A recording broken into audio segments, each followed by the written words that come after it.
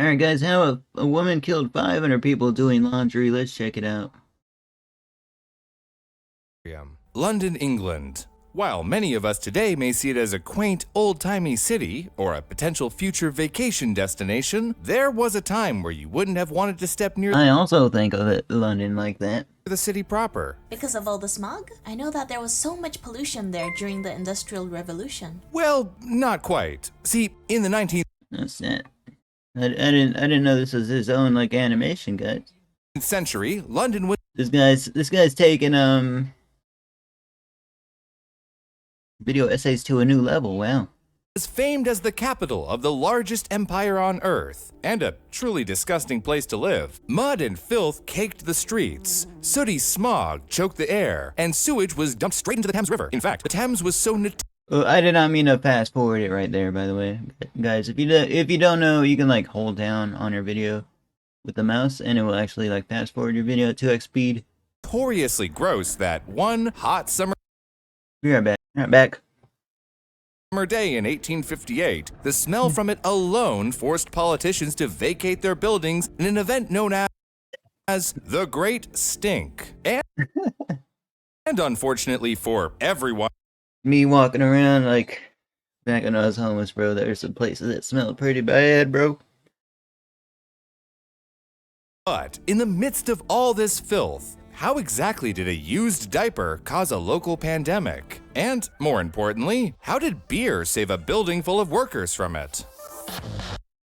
Okay. I like this guy's videos, guys. First time watching a video from this channel, guys. The channel's name is Brew.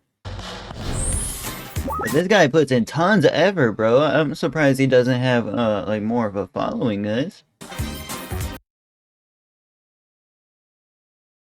And speaking of that, this is the first time we've seen somebody combine their own animations with a video essay kind of style video. So wow, props for that. Props for that as well.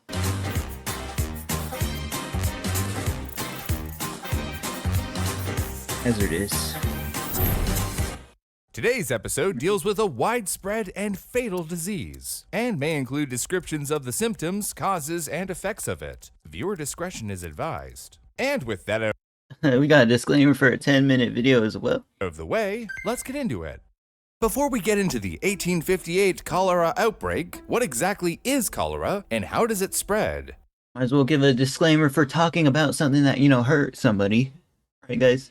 This video talks about sensitive topics such as, you know, someone passing away.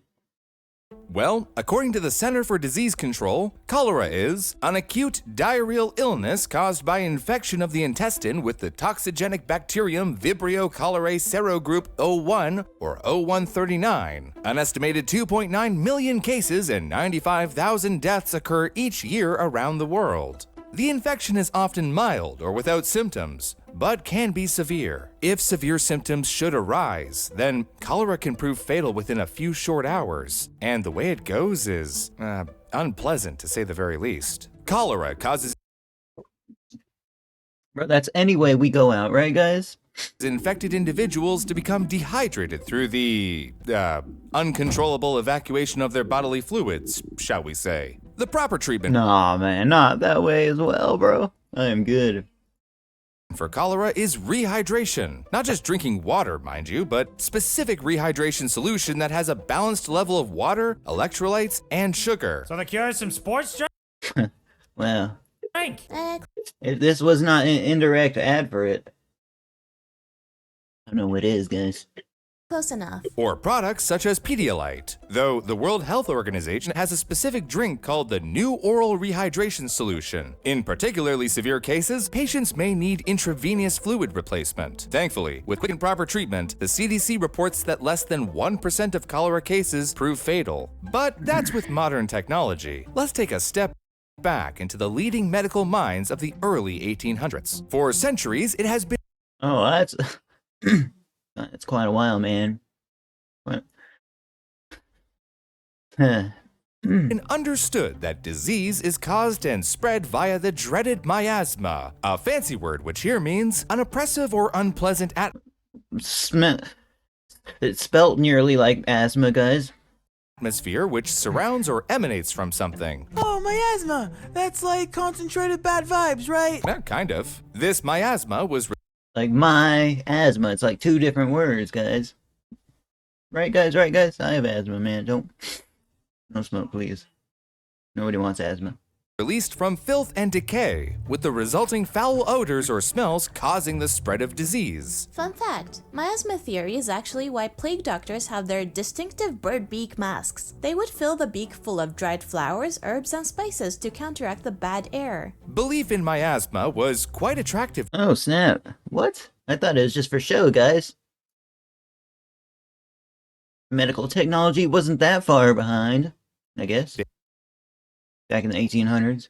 English sanitary reformers, since it It really was. explained why epidemics broke out so often among the poor, filthy, unwashed masses. There were other theories on how disease was spread, of course, like blood generation theory, which stated that disease was spontaneously created in blood, and germ theory, which stated that organisms too small for the human eye to see were responsible for the spread of disease. Germ theory grew in popularity after the invention of the microscope in 1676. That's what we still learn in school today, guys. Let me actually pause it with the space bar here, guys. I apologize.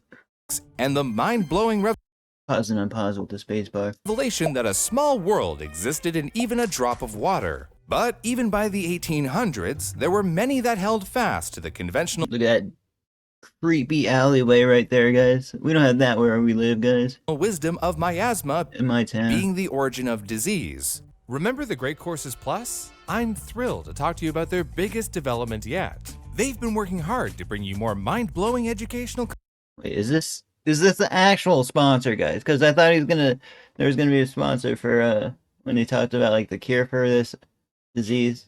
Let's see what the sponsor is. content than ever before. Welcome to Wondrium. Wondrium is a place for minds that wonder. They have a massive catalog, over 6,000 hours, of videos on everything, from tutorials and how-tos OMG. to documentaries and travelogues, all academically researched, endlessly entertaining, and hosted by engaged and excited experts. Guys, I just want you to be happy for me when we get our first sponsor, okay, guys? Because I don't make the most from YouTube ad revenue right now. I was ecstatic to see Paul Dillon's series, Notorious London, A City Tour, has an episode on the Great Stink of 1858. I learned that from 1715 to 1815, in just 100 years, the population of London more than doubled, from 630,000 to 1.4 million. Okay. What's more, around the time of the Great Stink, only 35 years later, the population more than doubled again, up to 3.2 million people. That's way too many people. Ugh. If you've ever sat up at night and wondered about anything, Wondrium will become your If I wanted to learn about how us humans are adapting to the climates and becoming stronger, read some history. Right, guys?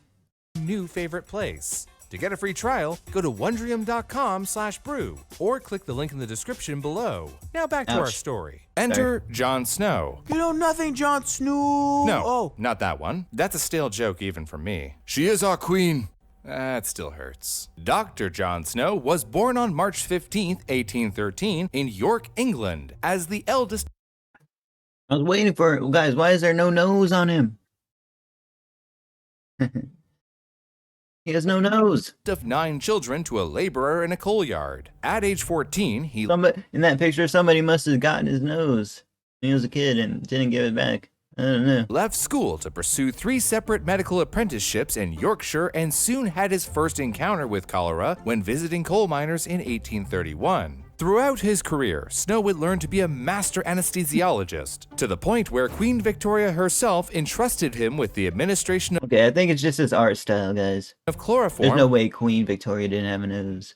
during the birth of Prince Leopold in 1853 and Princess Beatrice in 1857. More importantly to this tale, he was a proponent of germ theory, and he was a co-founder of the London Epidemiological Society in 1850. Snow had recently investigated another epidemic and published a much-ignored paper, citing contaminated water as the source of cholera. Like, imagine publishing a paper and it's mostly ignored.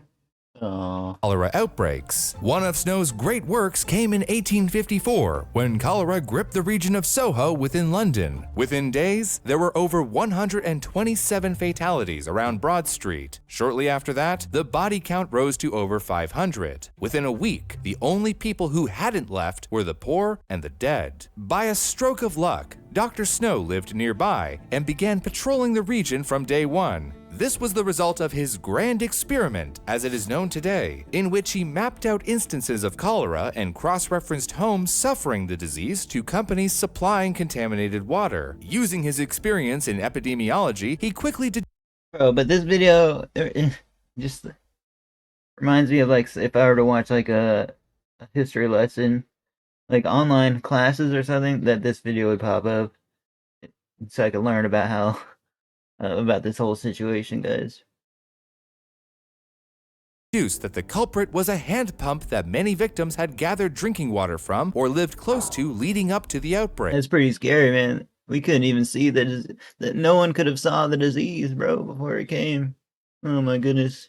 Though there were some exceptions. Among them, the Broad Street Brewery, which boasted 0 cases among its 70 workers. There were exceptions in the opposite direction too, like Susanna Ely and her niece, 2 women who lived quite a distance from the Broad Street pump yet died of cholera anyways. Traveling to their estate, Snow interviewed her son and learned that not only had Ely once lived around Broad Street, but she had enjoyed the taste of the water there so much she sent a servant to collect water from the pump every day. While Snow had not managed to prove that cholera wasn't transmitted through miasma, he was certain that the pump had been infected. He brought his case to the local authorities and had them remove the Broad Street pump's handle to prevent others from collecting water from the contaminated supply, and cases immediately began to drop. But what had caused the outbreak of cholera in the first place? And how did those Guys, I was waiting for him to say why, bro.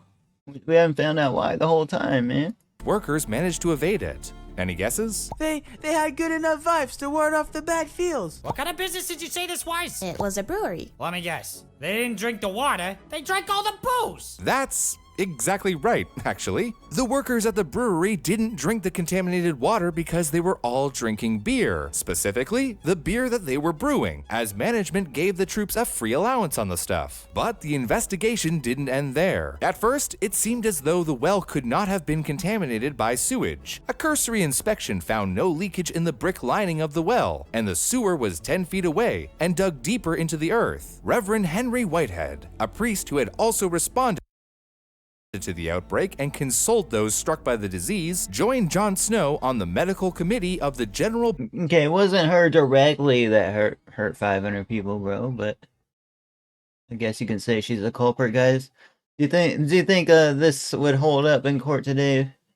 They're trying to like prosecute her, guys. Let me know in the comments below. Board of Health in searching for the cause, though Whitehead disagreed with Snow's conclusions. Whitehead spoke to families 4 or 5 times each to confirm the facts and found himself reluctantly concluding that the cause was, in fact, the water pump. And while reviewing the facts, he found out what may have been patient 0. A young child, still in diapers, had died of cholera symptoms days after the outbreak on Broad Street. Whitehead elected to interview the mother and learned that she had been washing the baby's dirty diapers in a pail and dumping the water into a cesspit. That's what I was thinking, man. It was gonna be like some dirty underwear diaper, bro.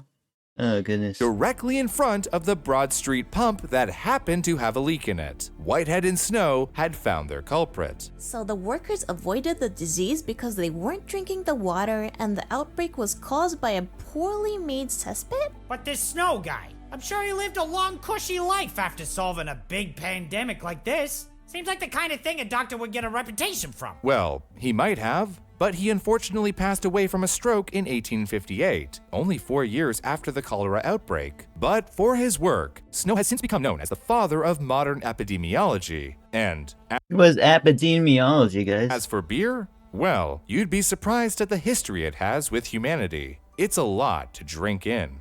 I get it. This goes to show, you never know how many people you accidentally harmed or helped. True. Alright guys, like, comment, subscribe, check out Brew in the description.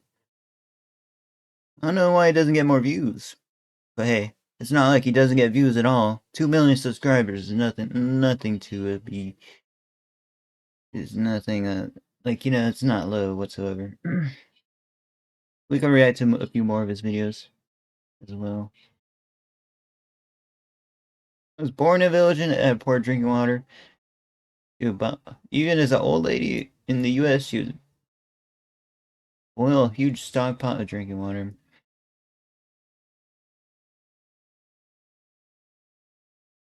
The brew, the brew, we saved lives, guys. Don't say that much. I don't say that much, guys. The brewery saved lives. You guys next one.